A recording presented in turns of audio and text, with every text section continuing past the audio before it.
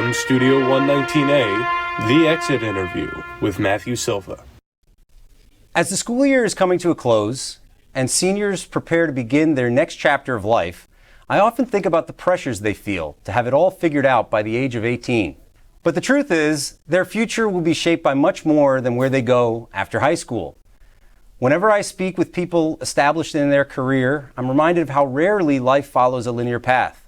Most journeys are full of detours, surprises, and unexpected turns, even when one lands exactly where they'd hoped to be. This show intends to highlight these stories. Tonight, for my inaugural episode, my guest is Mr. Henry Grishman, who has served as superintendent of the Jericho School District for almost 3 decades. With a career in education spanning over 50 years, Mr. Grishman has served as a teacher, principal, and superintendent in multiple districts across New York State. But it was here in Jericho that he built a legacy, not just as an administrator, but as a steward of excellence, equity, and innovation. Under his leadership, Jericho has led the way as one of the top performing school districts in the nation, not only in academics, but in cultivating a culture of kindness, curiosity, and shared purpose. As he approaches retirement, we take a moment not just to celebrate a distinguished career, but to understand the story that led to it. Mr. Grishman, welcome to the Exit Interview. I am thrilled to be here. So this is a little bit different than what we've done in the past, and the main genesis for this format is to kind of show people kind of how you got here. We know you've had a great career, and we want to know what kind of led up to it. So we're going to go way back to childhood, and I'm curious to know, when you were a kid, what were your dreams? What did you want to be when you grew up? Oh, you talk about childhood. You watch baseball and you say, "Wow, I want to be a professional baseball player." And then you watch the fire trucks coming down the street and you say, "Guess what? I want to be driving that fire truck." So I think that when you're young, the world is open and everything that you see, that's exciting. I think I want to do that. That's exciting. I think I want to do that. So again, my early recollections of elementary school, middle school is I wanted to be everything. Did you go through that legitimately? Absolutely. Absolutely. And what kind of student were you as a kid? Probably a varying student. I think at times I was a good student. At times I was distracted by sports. I want to go outside and play basketball. I want to be with my friends. So what time is it? What time can we be on the basketball court? Did you necessarily see yourself as a superintendent? Did you know what a superintendent was? I probably didn't know what a superintendent was. Probably had a fairly, in middle school and high school, had a relationship with the building principal. Not necessarily for all the right reasons. And I'm sure at that point in time, I never saw myself sitting in a principal's office. Were you a troublemaker? I wouldn't say a troublemaker, but I did spend some time with the assistant principal and the principal. And actually, just a quick aside story. So I graduated from Lincoln High School.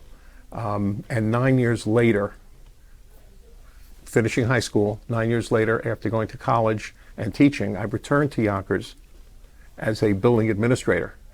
So that was my first job I think I was 26.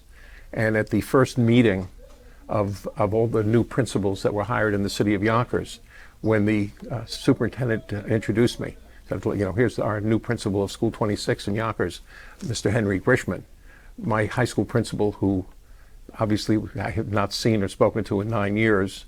And again, high school with 3,000 kids, he yelled out from the back of the room, "How's your mother?" I think her name was Rose, and "How's your father?" I think his name was Simon. So obviously we knew each other pretty well. Yeah. So again, part of what I want to show with this format and with this kind of interview is how life is kind of mysterious. And as Steve Jobs famously said, you can't connect the dots looking forward. You can only connect the dots looking backward. Absolutely. And when you're a kid, the world is open, and you kind of are thinking maybe about being a professional baseball player or a firefighter or something. And but kids are always told. We're all always told. You gotta prepare. You gotta do well in school. These sorts of things. And leading up to senior year, all the work that you're doing, all the efforts looking at schools and that sort of thing, there can be a lot of pressure on kids to have it all figured out, and a lot of them really feel like they have to have every where they're going to go to college is going to determine everything about the future, their future. So for you, when you were going through, say, middle school and high school, did that become clearer, or like what were the options looking like as you were approaching the end of high school, and what did that look like? So for me, what it looked like, I had two older sisters.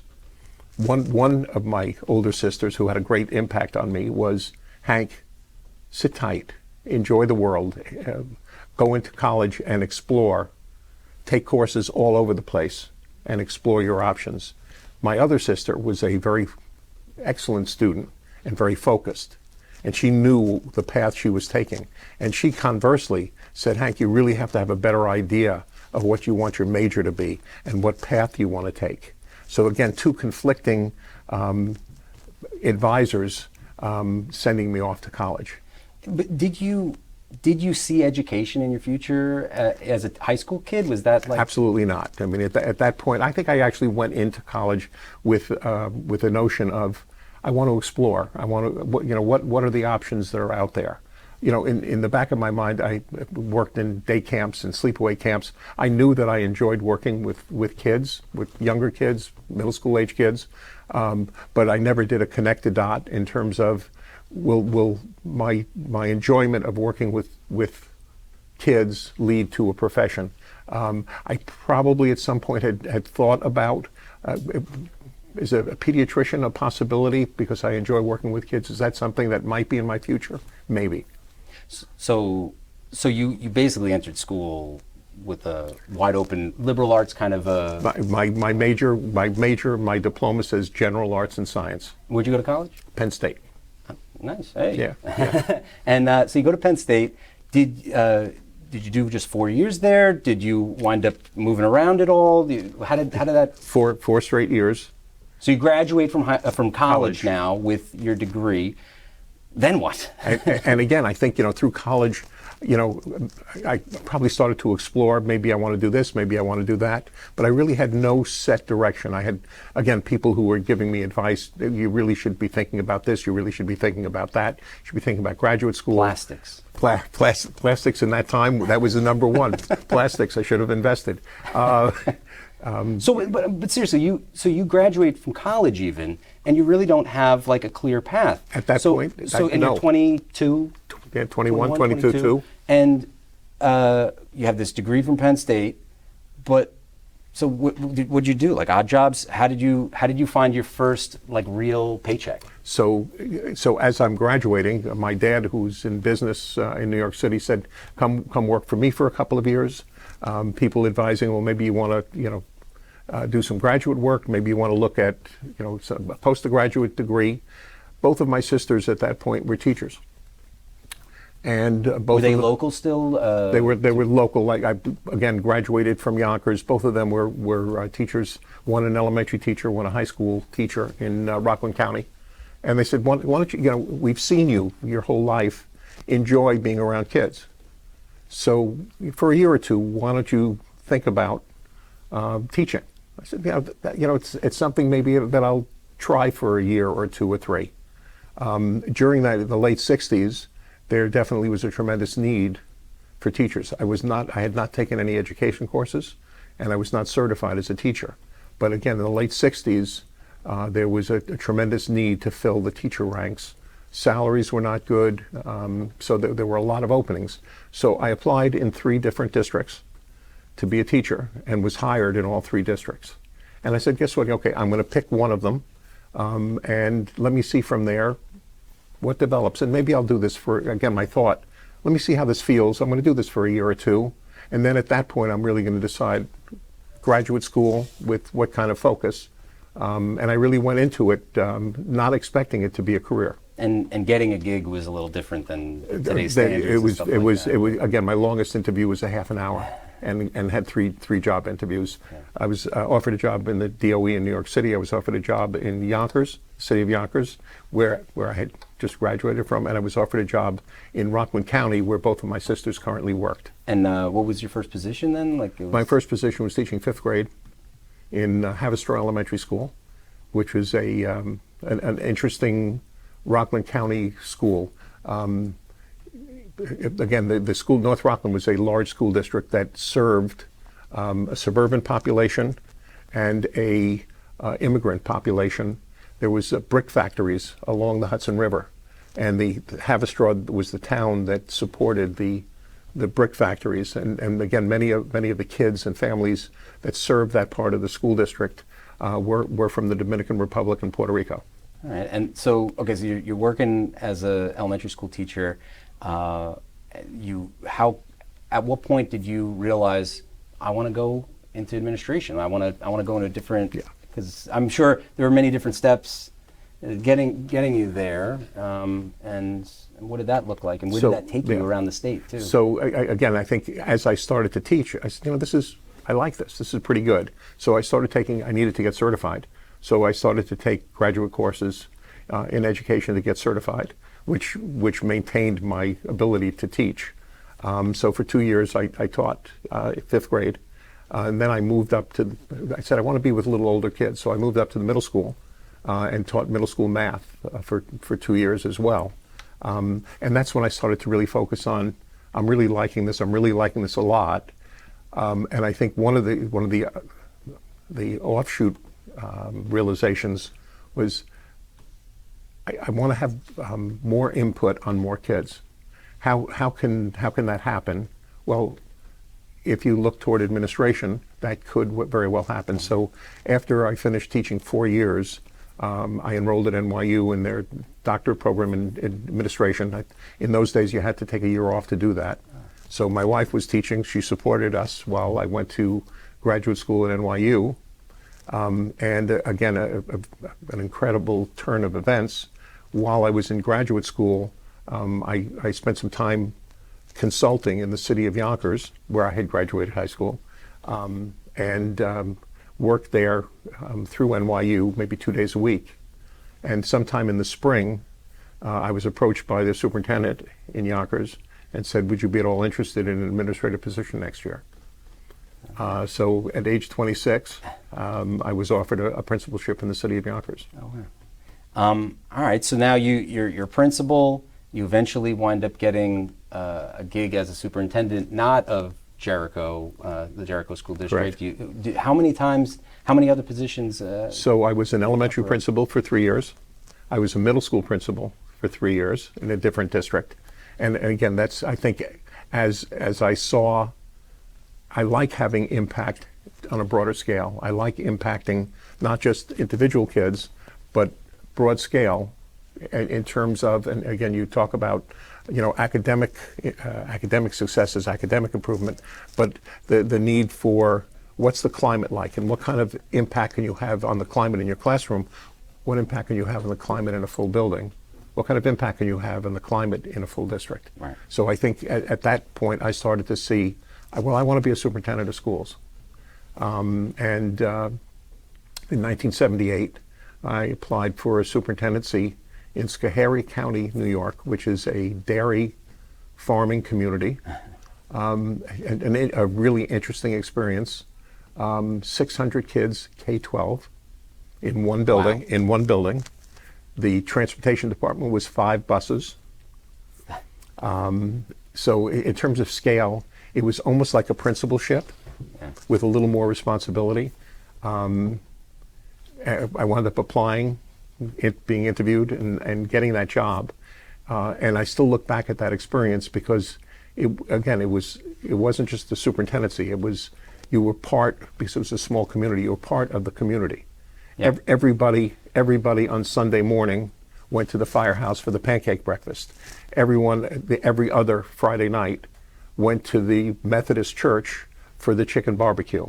Did you ever consider politics? Because I imagine that being a superintendent is kind of like being a politician. There are political. Did you ever consider that?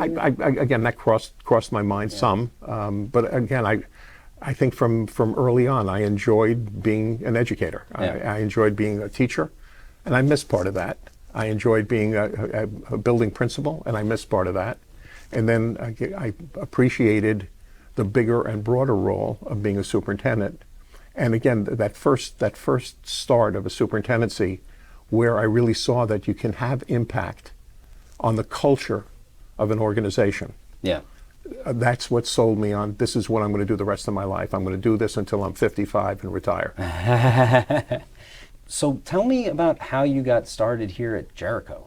So it's an interesting story. I had been a superintendent in Schenectady County, in a 4,000 kid district between Albany and Schenectady, a suburban district. I had been there for about 5 years.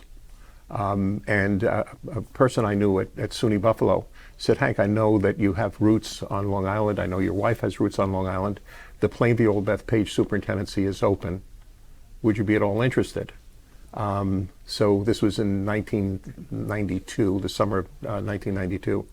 I said, sure, I'd be interested in applying for that job. So I applied for the job in Plainview, and I was hired and started. We moved from Schenectady to Old Bethpage, and I became the superintendent in Plainview Old Bethpage in July of 1992. While I was there, after I had been there about 3 years, and I had just actually signed a new contract that summer to stay on for my next contract period, I got a phone call from the superintendent in Jericho, Dr. Mannheimer, who was my predecessor. He said, Hank, what's your interest in coming to Jericho? I said, tell me what's going on. He said, well, we just had a superintendent search, and we interviewed 15 people. We narrowed it down to 5 people. We narrowed it down to 3 people. And then the board decided that they really weren't comfortable with the candidates they had interviewed. So they asked me to tap several local superintendents who had decent reputations to come and apply at Jericho. So in the summer of 1995, I, along with 3 or 4 other Nassau County superintendents, met with the Jericho Board of Education. And after we spent 3 or 4 meetings, they offered me the job to become the superintendent in Jericho. And what's interesting about that is, again, it came out of left field. It was nothing I applied for or looked toward, but hearing Jericho, obviously I'm interested and I want to come work here. When I met with the board, they said, where do you see yourself? How long will you be here? We have a history of superintendents staying here a long time. What's your thoughts? I said, well, I've never been any place more than 5 years. And frankly, I get a little itchy after I'm someplace 5 years. So the chances are I probably will not be here in year 6. That was 30 years ago. Yeah. Are you the longest serving? So right now, I am the longest serving superintendent in the history of New York State, because I've not only been here 30 years, I'm now in my 47th year. Wow. As a superintendent of schools. Wow.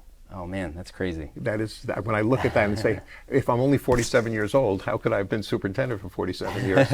So, I mean, going back to my first question, again, I'm sure there's rarely a 10-year-old who's going, one day I want to grow up and be superintendent of schools, But the path there is really interesting and certainly brought upon by a lot of hard work and dedication. It's just interesting to see somebody's path, and also I find it interesting that you didn't necessarily consider even education through your college years. Correct. I mean, that's interesting. The highlight in terms of, so what were you thinking when you were 12? What were you thinking when you were 18? Yeah. What were you thinking when you were in college? It's such an important piece for kids to hear. Yeah. You don't have to have that path determined Exactly. when you're 12. Yeah. Sort of sidebar thing, Yeah. unrelated. Did you travel a bit? Did you travel around the country? Did you travel around the world at all? I did through college. I spent many summers working in camps, day camp, sleepaway camp. But I also did a fair amount of, let's get in the car and over break, drive to Phoenix, or let's drive to Miami Beach. Spent 2 summers traveling in Europe. So again, the fair amount of traveling, and again, kind of growing up and making some decisions in terms of life's choices. Yeah. Well, as they say, the rest is history, right? Or as Paul Harvey would have said, now you know the rest of the story. So, Mr. Grishman, thank you so much for sharing your journey with us and for your extraordinary contributions to education and the lasting impact that you've made on this community. Thank you. I really do mean that sincerely. You've done a service to your community and to this school district, and congratulations on a remarkable career. Thank you. You know how much I love the Jericho School District. Yeah. And it's so meaningful to me to be able to sit here and say, I've been here for 30 years, and I've loved every minute of being here. It is a special, the community is a special community, but even more so than that, the culture of the school district. If you work here, you understand that if you are part of the Jericho School District, you're part of the Jericho family. And again, people will ask, well, what's the secret sauce in Jericho? What makes Jericho so special? I think it is about the Jericho family. The staff is incredibly supportive of one another, and because they're so supportive of one another, they're able to give so much to our students, and our students are part of that family as well. And I really think that that's part of the secret sauce, and that's part of what has kept me here, looking forward on every Sunday night, looking forward to coming to work Monday morning. That's awesome. Well, again, congratulations. Thank you. Thank you. Good. The exit interview is inspired by two legendary voices from the golden age of broadcast, Charlie Rose and Paul Harvey. Charlie Rose was known for his deep, thoughtful interviews that felt more like conversations than performance. While his career ended in controversy, his long-form interview style, unhurried, curious, and intimate, left a mark on the long-form interview we see in many podcasts today. Paul Harvey, on the other hand, was one of America's most beloved radio voices.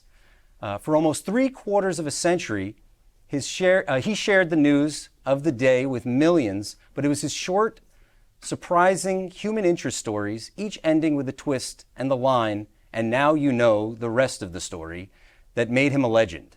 This show carries a little bit of both, the deep listening of Rose and the storytelling of Harvey. We hope to bring this spirit for storytelling into a new space for a new generation. With the set and style, you've probably noticed the influence of Rose, at least for our older viewers. As for Paul Harvey, well, you may not be as familiar with him, and I highly recommend going on YouTube and checking out some of his short stories. When I was a young boy growing up in Stony Brook, Long Island, my father commuted to work to Greenpoint, Queens, and often returned home late in the evening.